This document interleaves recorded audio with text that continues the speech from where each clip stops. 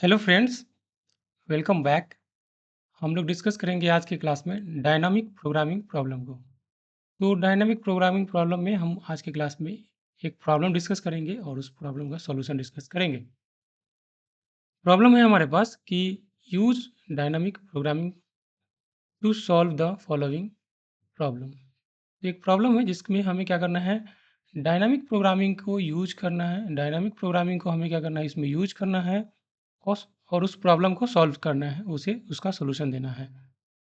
Problem है कि minimise Z, हमें जेड के जो हमारा जो ऑब्जेक्टिव फंक्शन है उसको क्या करना है, मिनिमाइज करना है। ऑब्जेक्टिव फंक्शन के वैल्यू को मिनिमाइज कर देना है। यह क्वेश्चन मैक्सिमाइज टाइप का भी हो सकता है, बट यहाँ पे अभी हम एग्जांपल देख रहे हैं जिसमें ऑब्जेक्टिव फंक्शन को हमें क्या करना है, मिनिमाइज करना है। और ये जो जेड है वो function of Y one square plus Y to square plus Y three square है। तो ये ऑब्जेक्टिव फंक्शन हमारा Y one square plus Y to square plus Y three square के फॉर्म में है। और इस ऑब्जेक्टिव फंक्शन को हमें क्या करना है, मिनिमाइज करना है। यह एक डायनामिक प्रोग्रामिंग प्रॉब्लम है। इसके लिए जो हमें कांस्टेंट दिया हुआ है, सब्जेक्टेड टू द कांस्टेंट है, वह कांस्टेंट है y1 plus Y two plus Y three is greater than equal to 15।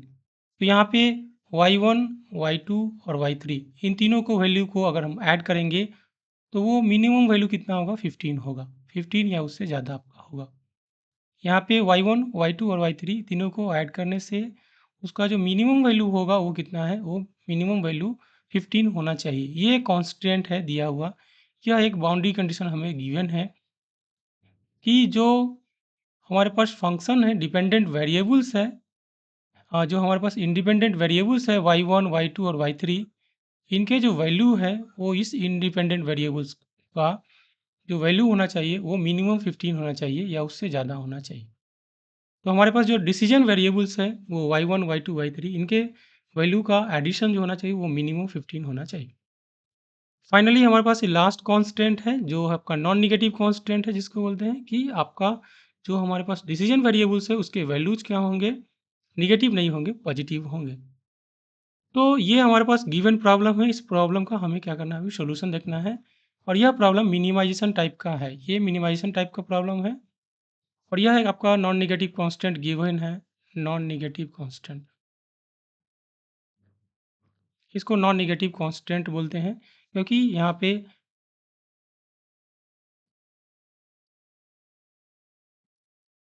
Non negative constant है क्योंकि यहाँ पे आपका जो कांस्टेंट है उसका वैल्यू नेगेटिव नहीं हो सकता है, इसलिए हम इसको नॉन नेगेटिव कांस्टेंट बोलते हैं। अब हम इस प्रॉब्लम को सॉल्व करते हैं। तो डायनामिक प्रोग्रामिंग प्रॉब्लम में हम क्या करते हैं कि हम इसको डिफरेंट स्टेजेस में डिवाइड करते हैं और हर एक स्टेज में हम क्या करते हैं, अपने प्रॉब्लम को ऑप्टिमाइज करते हैं। और ऑप्टिमाइज मतलब या तो मिनिमाइज कर सकते हैं या मैक्सिमाइज कर सकते हैं। और प्रत्येक स्टेजेज में जिसको हम ऑप्टिमाइज करेंगे उसको फिर फाइनली हम क्लब करके हम देखते हैं कि जो हमारे पास ऑब्जेक्टिव फंक्शन है उसका मिनिमम वैल्यू या मैक्सिमम वैल्यू, जिसको हम बोलेंगे कि ऑप्टिमम वैल्यू कितना हो सकता है। तो प्रॉब्लम को सॉल्व करते हैं। तो इस प्रॉब्लम को हम 3 स्टेज में सॉल्व करेंगे क्योंकि हमारे पास 3 डिफरेंट डिसीजन वेरिएबल्स है, y1, y2 एंड y3। इसलिए हम इसको क्या करेंगे, 3 डिफरेंट स्टेजेस में हम क्या करेंगे, इसको सॉल्व करेंगे। तो y1, y2, y3 3 different decision variables हमें गिवन है, इसलिए हम इस गिवन प्रॉब्लम को 3 डिफरेंट स्टेज में हम क्या करेंगे, सॉल्व करेंगे। तो पहला हम एज्यूम करते हैं कि फर्स्ट स्टेज हम डायनामिक प्रोग्रामिंग प्रॉब्लम में हमेशा क्या करते हैं, लास्ट से मूव करते हैं, बैकवर्ड ट्रैकिंग करते हैं, बैकवर्ड से डायरेक्शन से मूव करते हैं। तो हम क्या करते हैं, थर्ड स्टेज पे ध्यान देते हैं। तो थर्ड स्टेज से हम चलते हैं। तो given problem is a 3 stage problem and is defined as follows. तो इसको हम कैसे डिफाइन करते हैं उसको देखते हैं। जो हमारे पास थर्ड स्टेज होगा, S3 जो होगा वो आपका थर्ड स्टेज में क्या है, y1 plus Y two plus Y three तीनों के वैल्यू के सम के इक्वल होगा। और कांस्टेंट में गिवन है कि इसका वैल्यू क्या होना चाहिए, ग्रेटर देन इक्वल टू 15 होना चाहिए। तो जो मिनिमम वैल्यू हो सकता है वो कितना हो सकता है, 15 हो सकता है। इनके जो सम हो सकते हैं वो मिनिमम कितना होना, 15 हो सकता है।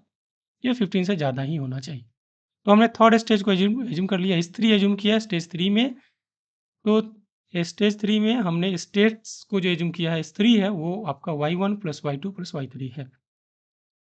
इन द सेम वे हम क्या करते हैं, स्टेज 2 में और स्टेज 1 में हम स्टेट्स को डिफाइन करते हैं और हमारे जो स्टेट्स होंगे वो S2 Y1 प्लस Y2 हो जाएंगे। जो हमारे सेकेंड स्टेज में हमारा जो स्टेट होगा वो Y1 प्लस Y2 हो जाएगा और प्रीवियस स्टेज से हम दे सकते हैं क्योंकि हमें पता है कि S3 का वैल्यू हमारा क्या है, S3 equals to Y1 plus Y2 plus Y3 है। तो हमने स्टेज 2 में स्टेट 2 को डिफाइन किया है, S2 को डिफाइन किया है और वो S2 हमारा क्या है Y1 प्लस Y2 से है। तो यहाँ से हम Y1 प्लस Y2 का वैल्यू क्या लिख सकते हैं? हम देख सकते हैं कि यहाँ से Y1 प्लस Y2 का वैल्यू क्या हो सकता है? S3 माइनस Y3 होगा। तो ये हमने S3 माइनस Y3 लिख दिया। तो ये हमारा S3 माइनस Y3 हो गया। ये जो भी रेड कलर से मार्क कर रहे हैं वो हम समझाने के लिए, आपको जो नोट करना है वो आप नोट कर सकते हैं जो ब्लू कलर से हैं, वो जो ओरिजिनल कलर है, एक्सेप्ट रेड कलर को आप नोट करेंगे। तो यहाँ पे हमने स्टेट 3 को डिफाइन किया और स्टेट 3 क्या है? Y1 प्लस Y2 है। इन द सेम वे हम क्या करेंगे, S1 को डिफाइन करेंगे और S1 हमारा क्या हो जाएगा? S1 जो है हमारे पास Y1 के इक्वल होंगे और Y1 का वैल्यू हम देख सकते हैं यहाँ से, इस पर्टिकुलर वैल्यू से, इस पर्टिकुलर एक्सप्रेशन से Y1 का वैल्यू क्या होगा? S2 माइनस Y2 आपका हो जाएगा। तो यहाँ से हमने Y1 डिफाइन कर लिया कि ये हमारा S2 माइनस Y2 होगा। तो इस तरह से हमने जो गिवन डायनामिक प्रोग्रामिंग प्रॉब्लम है उसको 3 डिफरेंट स्टेजेज में उसको हमने पार्टीशन किया, उसको हमने क्लासिफाई कर दिया और उस हर एक स्टेजेज में हमने क्या किया, स्टेट्स को डिफाइन कर दिया और हमारे पास 3 डिफरेंट स्टेट्स है, S1, S3 S2 and S1। हम डायनामिक प्रोग्रामिंग प्रॉब्लम में बैकवर्ड डायरेक्शन से मूव करते हैं, यानी कि पहले स्टेट 3 डिफाइन किया हमने, उसके बाद स्टेट 2 डिफाइन किया, उसके बाद हमने स्टेट 1 डिफाइन कर दिया। अब हम क्या करते हैं, जो हमारे पास प्रॉब्लम है उसको हम क्या करते हैं, रिकर्सिव फंक्शन, जो हमारे पास रिकर्सिव फंक्शन होगा या रिकर्सिव रिलेशन होगा उसको इस्टेब्लिश करते हैं। डायनामिक प्रोग्रामिंग प्रॉब्लम में 2 काम हम करते हैं, स्टेजेज में स्टेट्स को डिफाइन करते हैं और हम क्या करते हैं, रिकर्सिव फंक्शन को डिफाइन करते हैं और उसके बाद प्रॉब्लम को हम ऑप्टिमाइज़ करते हैं। बस यही 2 काम है आपका डायनामिक प्रोग्रामिंग प्रॉब्लम में।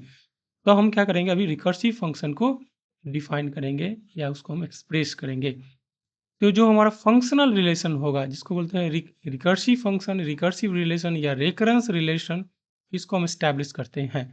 हम रेकरेंस रिलेशन के लिए फर्स्ट रिलेशन देखते हैं F1। जो हमारा F1 होगा वो हमारा F1 जस्ट हमारे पास एक ही है, हमारे पास एक ही स्टेट है, S1 है। इस रिकर्सिव रेकरेंस रिलेशन में F1 पे हम डिफाइन करते हैं और F1 S1 से S1 पे डिपेंड कर रहा है यहाँ पे। तो इसका जो यहाँ पे आपका y1 है उसका वैल्यू क्या हो सकता है, वो 0 हो सकता है या मैक्सिमम कितना हो सकता है आपका S1 के बीच में होगा। 0 से लेके x1 के बीच में आपका ये वेरी करेगा और जो फर्स्ट फंक्शन है वो हमारा क्या हो जाएगा, y1 स्क्वायर हो जाएगा। सेकंड फंक्शन क्या हो जाएगा, y1 square plus y2 square और third function y1 square plus y2 square plus y3 square. तो हमने स्टेज 1 में फंक्शन 1 को डिफाइन किया है, वो S1 है और वो y1 स्क्वायर के इक्वल है। y1 स्क्वायर को हम लिख सकते हैं, y1 का वैल्यू को लिख सकते हैं S2 माइनस Y2। यहाँ तो S2 माइनस Y2 का स्क्वायर हो जाएगा। यहाँ पे हमने क्या किया, ये वाला टर्म को हमने यहाँ से एलिमिनेट कर दिया।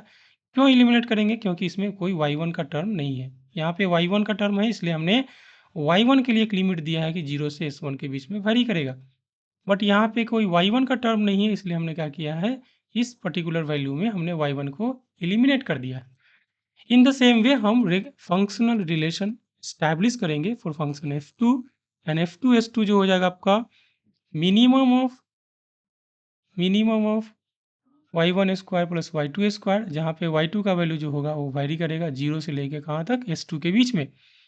अगेन हम क्या करेंगे, इस जो हमारे पास जो ये y1 है, इस y1 को हमने क्या किया है, y1 को रिप्लेस कर दिया क्योंकि हमने वो y1 का वैल्यू यहाँ से देख लिया कि y1 का वैल्यू कितना होगा। तो यह F1 S1 आपका हो जाएगा। तो F1 S1 लिख सकते हैं। आगे हम चल के S2 माइनस Y2 भी लिखेंगे लेकिन वो हम आगे जब हम और सिंप्लीफाई करेंगे तो हम यहाँ पे क्या किया है कि y1 स्क्वायर की जगह ओनली F1 S1 लिख दिया है और ये y2 लिख दिया है। यहाँ पे हमने इसको लिमिट को एलिमिनेट नहीं किया है क्योंकि अभी भी फंक्शन जो है वो डिपेंड कर रहा है y2 पे, उसमें y2 अभी है इसलिए y2 आपको लिमिट रखना पड़ेगा अभी। इन द सेम वे हम क्या करेंगे, F3 को डिफाइन करेंगे।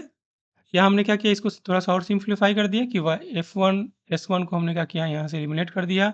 F1 S1 की जगह हम क्या लिख सकते हैं, ये वैल्यू एक्सप्रेशन जो हमारे पास है S2 square minus Y2 square हम यहाँ पे लिख सकते हैं। इसको आगे हम सिंप्लीफाई भी करेंगे क्योंकि हमें इसका क्या करना है, मिनिमम वैल्यू फाइंड आउट करना है। और यहाँ से हम y2 एलिमिनेट नहीं कर सकते क्योंकि y2 S2 का S2 के बीच में लिमिट है और ये फंक्शन जो है इसमें y2 है अभी, तो इसको y2 का हम एलिमिनेट नहीं कर सकते।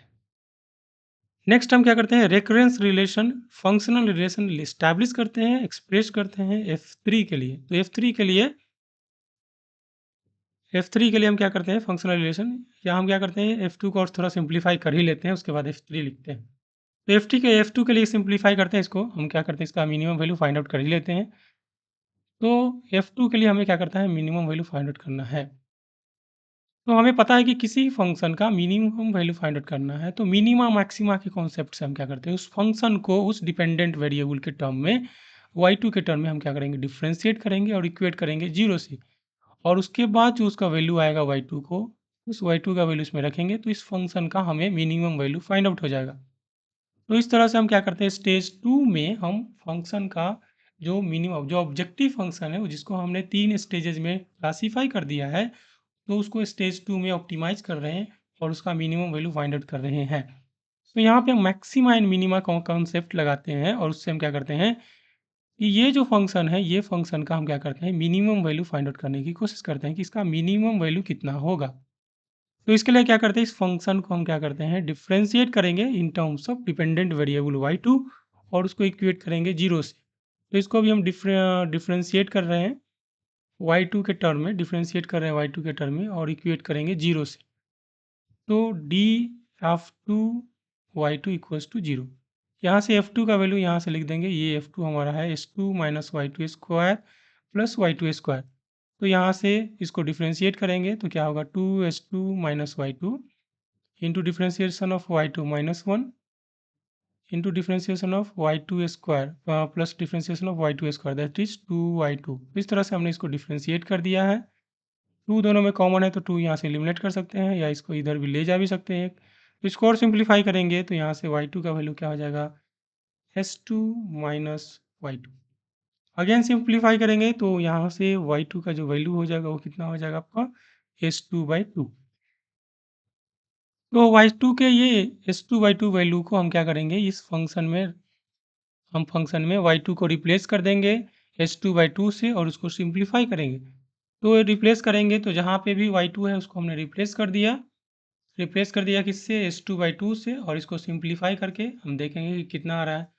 फर्दर सिंप्लीफाई करेंगे तो यहाँ से f2 का जो वैल्यू हो जाएगा वो हाफ ऑफ s2 स्क्वायर आ जाएगा। तो इस तरह से हमने देखा कि सेकेंड स्टेज में जो हमारा फंक्शन है, रेफरेंस रिलेशन है, फंक्शनल रिलेशन है, उसका जो मिनिमम वैल्यू आ रहा है वो हाफ s2 स्क्वायर आ रहा है। इसी तरह से हम स्टेज 3 में डिफाइन करते हैं फंक्शनल रिलेशन को और देखते हैं कि उसका मिनिमम वैल्यू कितना होगा। तो स्टेज 3 में जो हमारा फंक्शनल रिलेशन होगा वो y1 square plus y2 square plus y3 square होगा। यहाँ से हम क्या करेंगे, जहाँ पे y3 का वैल्यू होगा वो 0 और s3 के बीच में होगा। तो यहाँ से हम क्या करेंगे, हमें पता है कि y1 square plus y2 square क्या है, आपका है f2s2 है। तो यहाँ से f2s2 रख सकते हैं या हम f2s2 रख सकते हैं और यहाँ से f2s2 की जगह हम क्या करेंगे, ये f2s2 हमने रख दिया y1 square plus y2 square की जगह। इसके जगह हमने क्या कर दिया, f2s2 रख दिया और इस f2s2 को हाफ s2 स्क्वायर से हमने रिप्लेस कर दिया क्योंकि इसका वैल्यू हाफ s2 स्क्वायर आ रहा है। तो इस तरह से हमने f3s3 का मिनिमम वैल्यू फाइंड आउट करने की कोशिश कर रहे हैं अभी।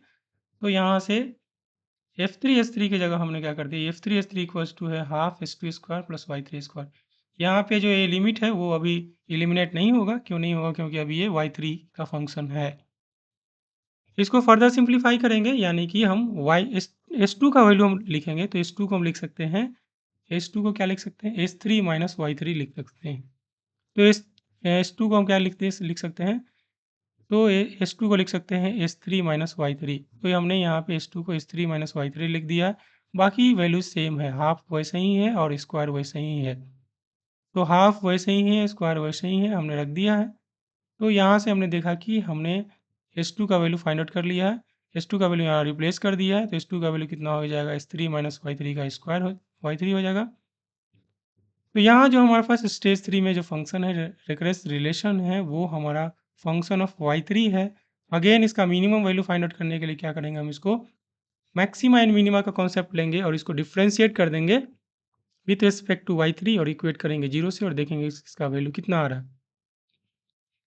इस फंक्शन को हम क्या करेंगे, अभी डिफरेंशिएट करेंगे विथ रिस्पेक्ट टू y3 और उसको इक्वेट करेंगे 0 से और उसका जो वैल्यू आएगा y3 को यहाँ पे रिप्लेस कर देंगे। यहाँ हम क्या कर सकते हैं कि S3 की जगह हमारे पास S3 का जो मिनिमम वैल्यू होगा वो कितना होगा, क्योंकि गिवन है हमारे पास, हमने वहाँ पे स्टेज 3 में मेंशन किया है कि S3 जो हमारा है वो y1 है प्लस y2 है और प्लस y3 है और इसका मिनिमम वैल्यू कितना होगा 15, क्योंकि एस वो y1 plus y2 plus y3 क्या है, ग्रेटर देन इक्वल टू 15 है। यानी कि इसका जो मिनिमम वैल्यू हो सकता है वो कितना हो सकता है, वो 15 हो सकता है। तो मिनिमम वैल्यू कितना होगा, 15 होगा। तो यहाँ पे y1 plus y2 plus y3 की जगह हम क्या कर सकते हैं, S3 को हम रिप्लेस कर सकते हैं उसके मिनिमम वैल्यू से और इसका जो मिनिमम वैल्यू है, क्योंकि हमें मिनिमम वैल्यू फाइंड आउट करना है, वो मिनिमम वैल्यू कितना है, 15 है। इसलिए हम S3 को यहाँ पे S3 की जगह जो भी वैल्यू है उसको हम क्या करते हैं, 15 से रिप्लेस कर देते हैं। तो S3 का हमने मिनिमम वैल्यू रिप्लेस कर दिया है, तो S3 का मिनिमम वैल्यू रिप्लेस कर दिया और यहाँ से अब क्या करेंगे, इस फंक्शन को इसका मिनिमम वैल्यू निकालना है। तो इस फंक्शन को हम क्या करेंगे, डिफरेंशिएट करेंगे y3 के टर्म्स में और इक्वेट करेंगे 0 से। तो यहाँ पे हमने फॉर मिनिमम f3 15 का मिनिमम वैल्यू के लिए हम क्या करेंगे, फॉर मिनिमम f3 15 के लिए हम क्या करेंगे, इसके लिए df3 बाई dy3 हम क्या करेंगे, इक्वल टू 0 कर देंगे। df3 बाई dy3 का वैल्यू कितना हो गया, 0 हो गया है। यहाँ पे ये सेम वैल्यू है जो हमने यहाँ पे मेंशन किया है, वो सेम वैल्यू यहाँ पे है। तो df3 बाई dy3 का वैल्यू हमारे पास कितना आ गया है, इक्वल टू 0 हो जाएगा, क्योंकि हमें इसका मिनिमम वैल्यू फाइंड आउट करना है। f3 की जगह हम इस पे ये रिप्लेस कर देंगे, हाफ 15 माइनस y3 का होल स्क्वायर प्लस y3 का स्क्वायर। उसको डिफ्रेंशिएट करेंगे तो यहाँ से हाफ तो वैसे ही रहेगा, इसका डिफ्रेंशिएशन हो जाएगा 2 इंटू 15 माइनस y3 और इसका डिफ्रेंशिएशन -1। फिर इसका डिफ्रेंशिएशन कितना हो जाएगा, 2 इंटू y3, तो 2 इंटू 2y3 हो जाएगा यहाँ से। इसको फर्दर सिंप्लीफाई करेंगे तो ये 2 कैंसिल आउट हो जाएगा। इसको उस तरफ ले जाएंगे तो ये -1 +1 में हो जाएगा। तो फर्दर सिंप्लीफाई करने से 2y3 equals to 15 minus y3, यानी कि 3y3 का वैल्यू कितना हो जाएगा, 3y3 इक्वल्स टू 15, यानी कि y3 का वैल्यू कितना हो गया, 5 आ गया। तो यहाँ से हमारे पास y3 का वैल्यू क्या हो गया, 5 आ गया। यह एक आंसर आ गया आपका, y3 का वैल्यू कितना आ रहा है, 5। y3 का वैल्यू 5 आने से हम इस फंक्शन में क्या करेंगे, y3 की जगह अगर हम 5 रख देंगे, इस पर्टिकुलर फंक्शन में हम अगर y3 की जगह इंक्स को एलिमिनेट किया हमने, इस फंक्शन में y3 की जगह हम 5 रिप्लेस कर देंगे, तो यहाँ से f3 15 का जो मिनिमम वैल्यू हो सकता है वो फाइंड आउट हो जाएगा। और वो मिनिमम कैसे निकालेंगे, हमने f3 15 का हमने मिनिमम वैल्यू लिखा और वो कितना हो जाएगा, ये y3 की जगह हमने 5 रिप्लेस कर दिया है। तो 5 रिप्लेस करने से यहाँ से इसको सिंप्लीफाई करेंगे तो f3 का वैल्यू कितना आ जा रहा है, 75 आपका आ जाएगा। तो f3 का वैल्यू इसको सिंप्लीफाई करेंगे तो 75 आपका आ रहा है। ये 10 का स्क्वायर 100 होगा तो 100 आपका, ये 10 का स्क्वायर 100 होगा तो 100/2 50 हो जाएगा, ये 50 और ये प्लस 25, ये कितना हो जाएगा, 75। तो ये जो फंक्शन है उसका जो मिनिमम वैल्यू हो जाएगा वो कितना, 75 होगा, जब y3 का वैल्यू कितना है, 5 है। y3 का वैल्यू 5 है तो y1 y2 कितना होगा वो कैलकुलेट करते हैं हम। तो S3 इक्वल्स टू 15 है और y3 इक्वल्स टू 5 है। तो हमारे पास अभी हमने देखा कि S3 का वैल्यू मिनिमम वैल्यू कितना है, 15 है, y3 का वैल्यू 5 है। तो यहाँ से y1 y2 का वैल्यू देखते हैं कि कितना आ रहा है। हमें पता है कि S2 जो होता है वो कितना है, S2 equals to S3 minus y3 है। S2 को हम S3 माइनस y3 लिख सकते हैं। यहाँ से 15 माइनस 5 हो जाएगा तो यहाँ से 10 हो जाएगा, S2 का वैल्यू 10 हो जाएगा। y2 का वैल्यू हम निकालेंगे, y2 का वैल्यू कितना है, हाफ S2 है। तो y2 का वैल्यू कितना होगा, जो मिनिमम वैल्यू वो हाफ S2 है, यानी कि हाफ ऑफ 10 और हाफ ऑफ 10 कितना हो जाएगा, 5 होगा। y2 5 है, S2 10 है, तो यहाँ से S1 जो हो जाएगा वो S2 माइनस y2 हो जाएगा। तो S2 जो हो जाएगा, S1 जो हो जाएगा S2 माइनस y2 हो जाएगा, यानी कि S1 का वैल्यू कितना आ जा रहा है, 5 आ रहा है।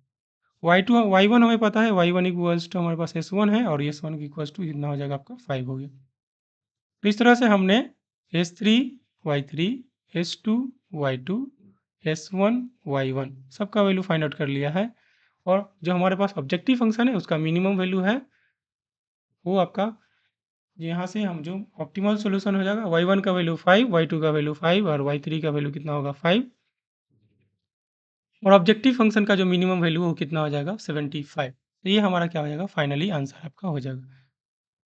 जो हमारे पास फंक्शन है उसका जो मिनिमम वैल्यू हो जाएगा वो 75 हो जाएगा। ये हमारा क्या हो जाएगा, ये हमारा आंसर आपका हो गया। इस तरह से हमने ये जो डायनामिक प्रोग्रामिंग प्रॉब्लम है उसका हमने मिनिमम वैल्यू फाइंड आउट कर लिया। और मिनिमम वैल्यू कब होगा, जब हमारे पास डिसीजन वेरिएबल्स के वैल्यू y1, y2 और y3 के वैल्यू 5 आ रहे हैं, और इस ऑब्जेक्टिव फंक्शन का जो मिनिमम वैल्यू आ रहा है वो कितना आ रहा है आपका 75 आ रहा है।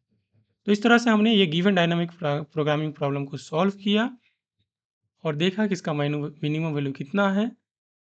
तो इस तरह से हमने एक मिनिमम टाइप के ऑब्जेक्टिव फंक्शन को ऑप्टिमाइज किया by using the concept of dynamic programming problem. तो आज का क्लास यहीं पे क्लोज करते हैं। Thank you so much for attending the class. See you in the next lecture. Thank you so much.